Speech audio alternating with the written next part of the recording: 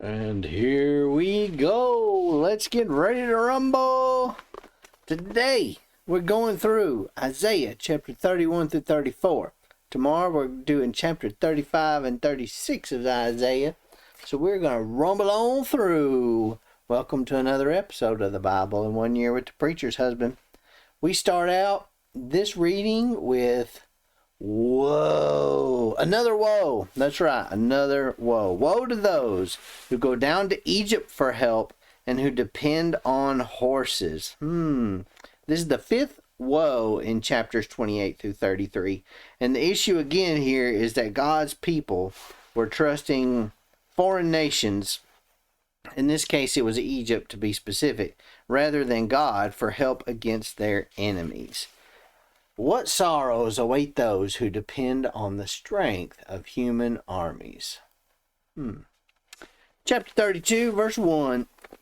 We'll start here. This is about the righteous kingdom announced, is what the heading here is. Verse 1, indeed, a king will reign righteously and rulers will rule justly.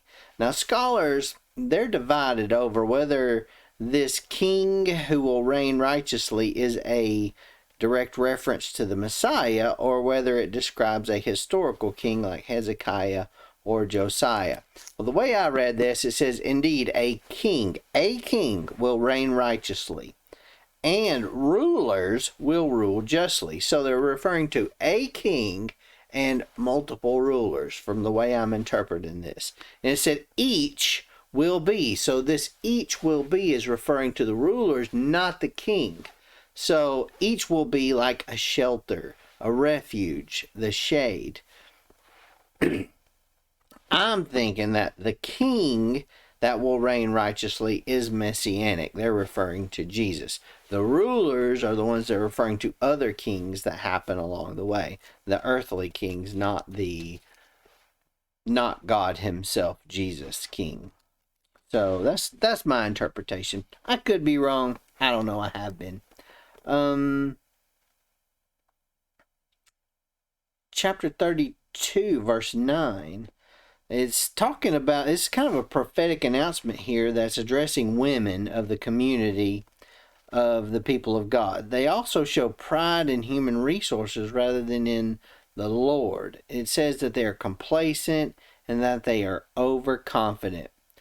And it's basically saying that these overconfident ones are going to go down. They're going to shudder. They're going to have some problems. The grapes will fail. The harvest will not come. They're that imagery again of failure in crops. I found that to be pretty interesting. And one verse really stuck out to me in chapter 32 is verse 17. It says, the result of righteousness will be peace. The effect of righteousness will be quiet confidence forever. I just love that. The effect of righteousness will be quiet confidence forever. That is amazing. Let's move on to chapter 33, verse 1, right off the bat. Woe, you destroyer never destroyed, you traitor never betrayed. I'm going to read this version that's on the screen here. It says, woe to you, O destroyer, you who have not been destroyed. Woe to you, O traitor, you who have not been betrayed. When you stop destroying, you will be destroyed. When you stop betraying, you will be betrayed. So it's kind of one of those you get what you give verses as it is. But this is actually the sixth woe in chapter 28 through 33. So that's the final one. That's the lie. There were only six.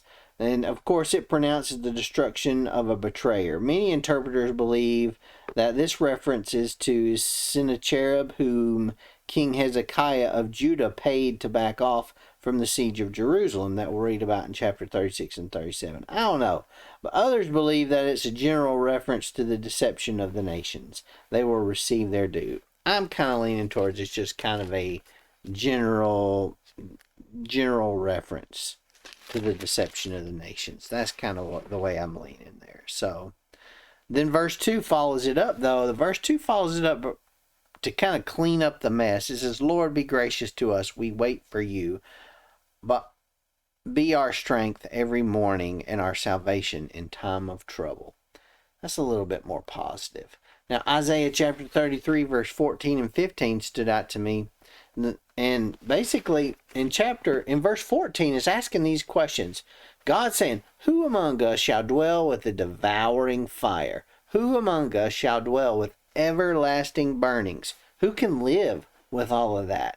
And then, of course, verse 15 gives you the answers, and it kind of lays out 6 rules of how you can.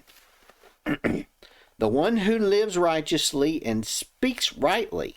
Okay, there's one.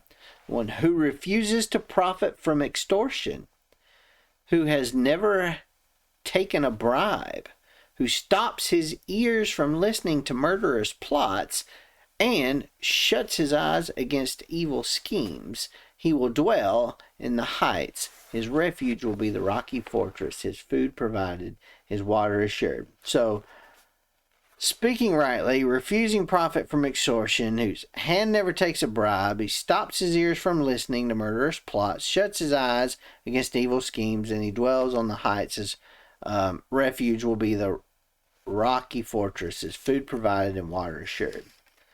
Who can? I found that kind of interesting. And then, of course, we move on to chapter 34. This is about the judgment of the nations and the judgment of Edom. And this chapter is kind of chock full of imagery of burning and smoke and desolation and destruction, and images that I kind of relate to the destruction of Sodom and Gomorrah and the raining down of the fire and the brimstone. I hope this has touched you. If it has, of course, click the like button, the subscribe button, follow me on Rumble. If you're rumbling with me, give me a rumble. And, of course, click your little notification button so you get notified the next time I upload a video, which will be tomorrow, for another episode of the Bible in 1 Year with the Preacher's Husband. We'll see you then.